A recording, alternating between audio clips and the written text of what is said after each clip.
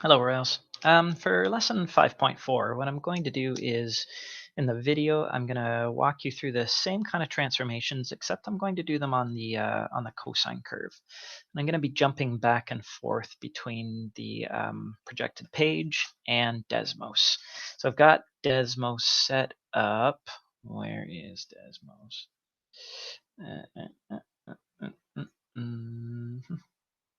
This is not going to be as fast as I thought, maybe. All right, I just won't go full screen. I've got Desmos set up in degree mode, and I have my scale set up from negative 360 to 360, and I've got a step 90 if you want to try doing the same there, following along. Again, make sure you switch to degree mode. Okay. All right, so let's take a look at functions in the form y equals a times either the sine, or today I'll do the cosine of kx minus p plus q. Once again, this has to be in a factored form. We're given an original cosine curve where we know we have an amplitude of 1, an axis of the curve of y equals 0, and an original period, t sub 0, t sub o, original period of 360 degrees. Those are my key sinusoidal properties. Okay? So I think you're going to find that for these transformations, instead of really sort of listing the transformations, you're going to want to focus on the sinusoidal properties. So let's consider, for example, y equals, I don't know, I'll do a more exaggerated example than in the lesson. Let's look at y equals 5 times the cosine of x. Right? I could normally list that as a vertical stretch by 5. But if I want to think about what effect that's going to have on my graph, I should be able to handle that too. Let's see what Desmos does. Have y equals the cosine of x show up, and then let's have y equals 5 times the cosine of x show up. Well, notice this vertical stretch is happening from the x-axis. It's not happening from any sort of vertex. It's always been from the x-axis. And when I stretch vertically by 5, it makes things quite a bit steeper. So when I sketch this on my page in a second, I don't want to do this. I don't want to sketch the original and then do like a mapping. I think I want to notice that, wait, didn't I just change my amplitude? So I'm going to suggest a strategy where, watch what I'm going to do here with the computer, and I'll do the same thing with my page. I'm not going to stretch my curve. I'm going to stretch my scale. My y-axis used to only go up to between -2 and 2. Let's just have it go between, I don't know, -8 and 8 now. And look at what we're left with. Doesn't that just kind of look like a normal cosine curve? How do I know it's been stretched? Because I've labeled my maximum up here. So if you ask me to sketch this curve, what I'm going to do is I'm going to draw a regular cosine curve that has an axis of y equals 0. It used to have an amplitude of 1. That amplitude is going to be affected by this vertical stretch, and guess what? This amplitude is now going to be 5. And that means that my maximum is going to be 5 and my minimum is going to be -5. I should always go out of my way to label my angles 0 degrees, 360 degrees, at least these key points here, 90 degrees, 270 degrees. I should also maybe label these curves. Maybe I should be using function notation instead. Let's call this g of x, and then I can label that g. Okay. So this vertical stretch by 5 is going to affect my amplitude. Okay. Now my amplitude is the absolute value of A. If I asked you to sketch g of x equals -1, I don't know, quarter of the cosine of x, this curve will be vertically reflected and then stretched vertically by 1/4. Let's see how Desmos does. Oh, except I've changed my zoom, haven't I?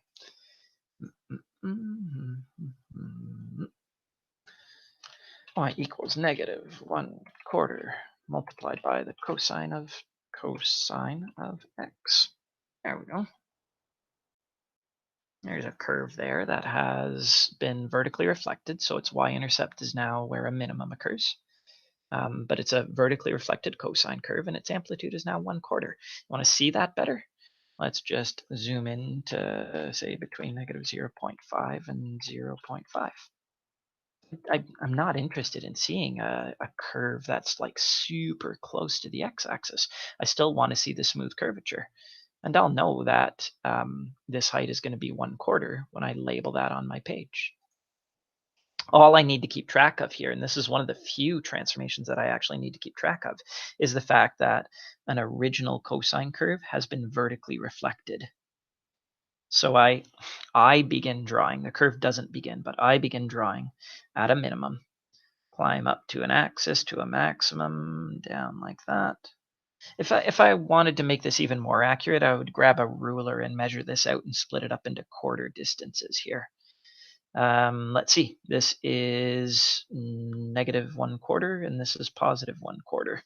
I can even frame my curve to make sure that I return to the same height. If I wasn't working on lined paper, that'd be really important. It's a good idea to always label your axis of your curve. Don't expect your reader to figure out that that is the x-axis. We're not going to be able to see the x-axis in a couple of seconds anyways. And keep labeling these angles. I will expect you to do that, so I guess I'll just keep doing that. Okay. Yeah, so the lesson here is that A is not the amplitude. The amplitude of this curve is not negative 1/4. The amplitude is the absolute value of A, which is, in this case, 1/4. Okay. Next, let's look at vertical translations. Let's look at g of x equals the cosine of x. What did we do in the lesson? +3. Let's do, like, I don't know, -4. Desmos, please. Original cosine curve. Be nice if I could, like, have it remember my settings. I think I'll zoom in there and then just switch this to -2 and T5. No, -2 and 2. There we go. Original cosine curve. And now I want to take that cosine curve and translate it down 4 units. Where'd it go? Well, it's down here, isn't it? Now, notice how if I wanted to draw the original and the vertical translation, or think about shifting every single one of these points down 4, doing a mapping statement for an infinite number of points, no thanks. Did you see what I did to sort of show you where the curve was? I just shifted my view.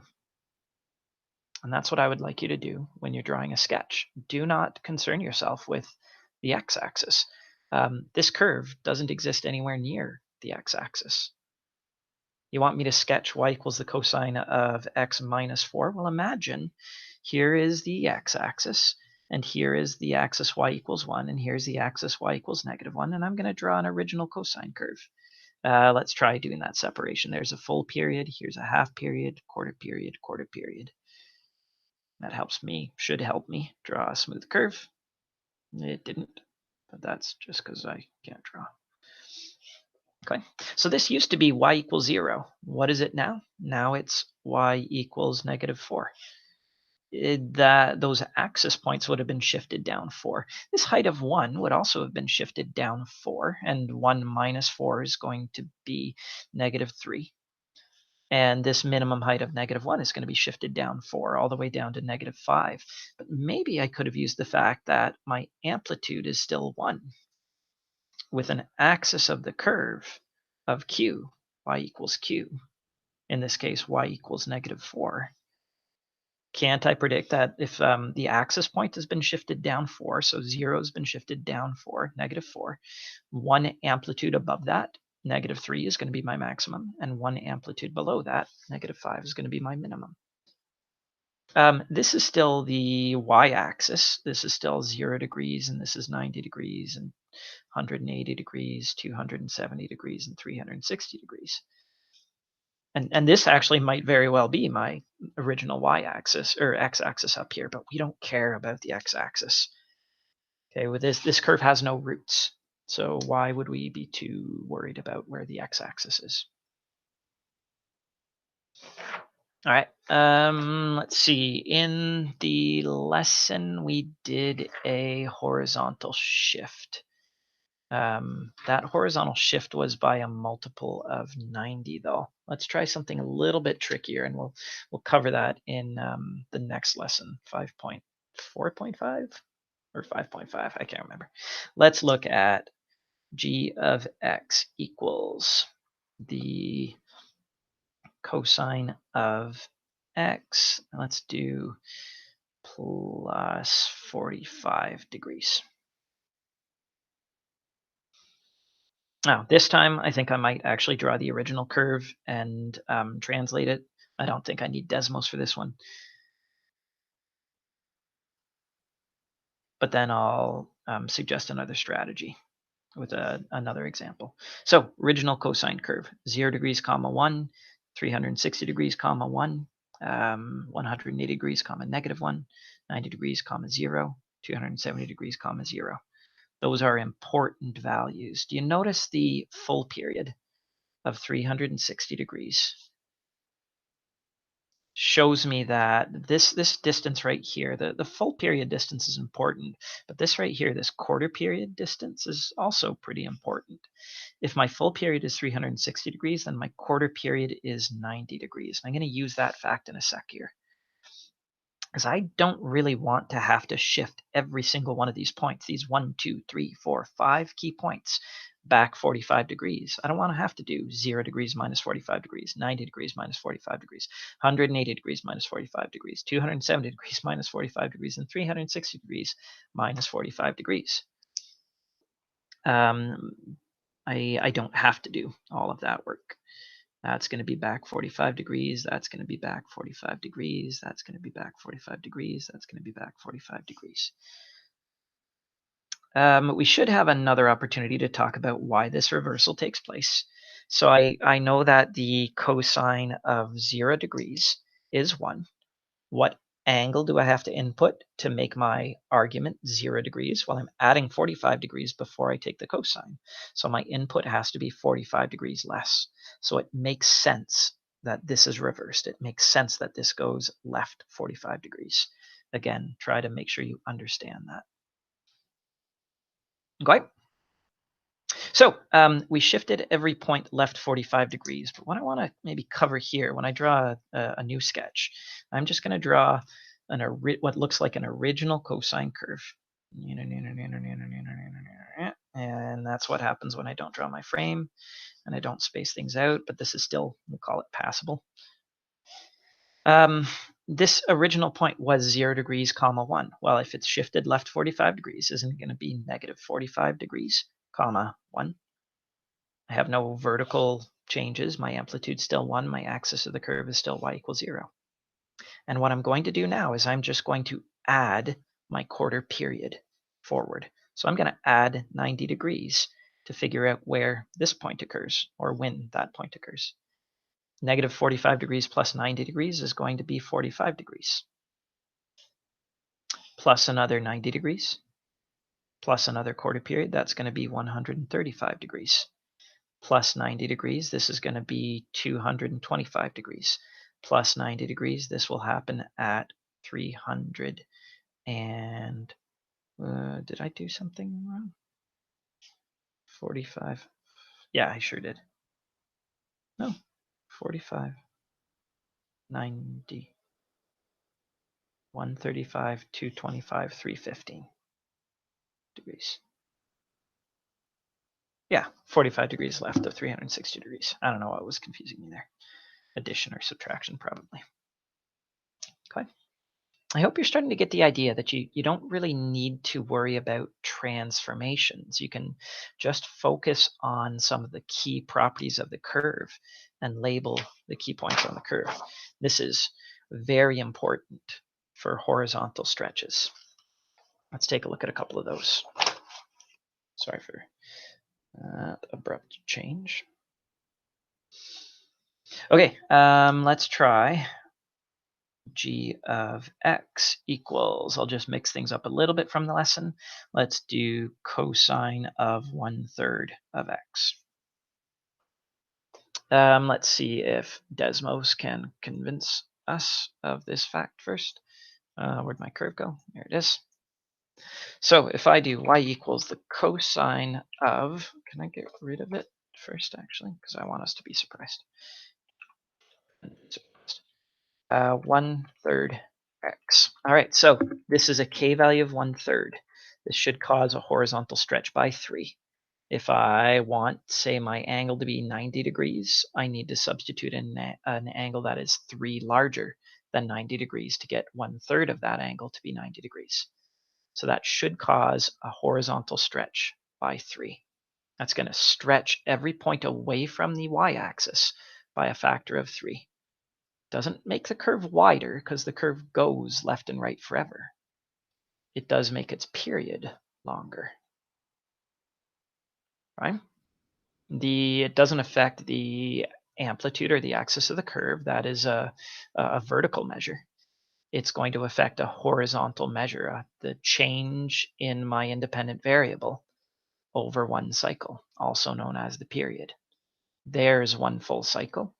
I'm going to predict that 1080 degrees is going to be my period. Let's figure this out on the page. So this is, I'm going to work through transformations first, a horizontal stretch by 3. Well, my original period was 360 degrees. So shouldn't my new period be a horizontal stretch of my original period? This is using logic instead of trying to memorize a formula. My new period is going to be 3 times what my original period was, and 3 times 360 degrees is going to be 1080 degrees. Now, you can build a formula here if you just translate your horizontal stretch into the reciprocal of the absolute value of k. And you can even tidy that formula up to be this right here. Formulas work okay for some students, but it's not a formula that you're going to be given on a reference sheet because you should be able to understand how this works. Let's go to the sketch. I don't want to draw an original cosine curve and then stretch it. I wouldn't probably leave enough room to do that. What I'm going to do is I'm going to draw what looks like an original cosine curve and just not label it. Let's see, full period there, half period there, quarter period there, and quarter period there. Here's a cosine curve. And I'm not going to stretch my curve, I'm going to stretch my scale. Axis of the curve is still y equals 0, amplitude is still 1. The y-intercept, or sorry, the maximum still occurs at 0 degrees, but my full period is now 1080 degrees. And I don't want to have to calculate what half of that is, and then what half of between those two numbers is, and then what's between those two numbers. So usually, I've kind of messed it up. I haven't left enough space here. Usually right after I calculate my full period, I calculate my quarter period. My quarter period is going to be whatever a quarter of 1080 is going to be. I'm going to cheat here a little bit and say my original quarter period was 90 degrees. I think I know what the triple of 90 degrees is faster than I know what 1080 degrees divided by 4 is. Probably could have calculated it in the amount of time that it took me to discuss it, but I do have a hard time counting by 27, so I might just use a calculator here to help me out. So this happens 270 degrees later. That's going to be 540 degrees later. Maybe I can handle this 7, 8, 10 degrees. And then, yeah, I think I'm good here. 270 degrees later. Yeah. So there's my labeled curve. Okay. On Desmos, I would just stretch the scale instead of worrying about stretching the entire curve. Let's do another with g of x equals cosine of, we did 1/3, let's do, say, 2x. Well, isn't this a horizontal stretch by 1/2? Isn't my new period going to be a horizontal stretch of my old period? Because if I'm stretching things horizontally, I'm changing the change in the independent variable over one complete cycle by the exact same factor. So my new period is going to be 1/2 of my original period. In our course, our original period is 360 degrees, but that changes in advanced functions, and that's why I won't use the formula 360 degrees divided by the absolute value of k. If you've used the word compression, under a compression by 1/2, your new period is now going to be shorter. Let's get our quarter period out of the way as well. A quarter of 180 is going to be 45 degrees, sorry. So I sketch myself. See, if I start stretching my sketches, I'm going to have a real hard time getting appropriate curvature. If you look back at all of the sketches that I've done so far, they almost all look the same. They pretty much all are about the same size. I have the ability, when I don't give you a piece of grid paper, and I don't plan on doing that. There is an exercise on that coming up, but usually we're more interested in just drawing a sketch on us having the advantage of being able to decide what our scale is going to be. Yeah, so this is y equals 0. That's height of 1. That's height of -1. This is called labeling my frame. And now I don't need to label this height as 1 and that height as 1 and that height as -1 and that height is 0 and that height is 0. It'd be a lot of repetition there. We haven't translated left or right. We have just stretched. My new quarter period is 45 degrees, so I go up by 45 degrees, 0 degrees, 45 degrees, 90 degrees, 135 degrees, 180 degrees. It's a nice check to make sure that my period is 180 degrees. Keep those curves labeled. Okay. So we're going to throw this all together in our next lesson, but I just want to summarize what we've discovered here. That given f of x equals a multiplied by either the sine of or the cosine of, doesn't matter, kx minus p plus q. We have an amplitude of the absolute value of a, an axis of the curve of y equals q, and that means that we have a maximum of q plus 1 amplitude, and we have a minimum value of q minus 1 amplitude. Right? We have a new period that is going to be a horizontal stretch of our old period. Okay? You use those sinusoidal properties, the amplitude, the axis of the curve, the period, to stretch your scale instead of stretching your curve. And you're going to find that a lot easier than most of the graphing that we've done in this course.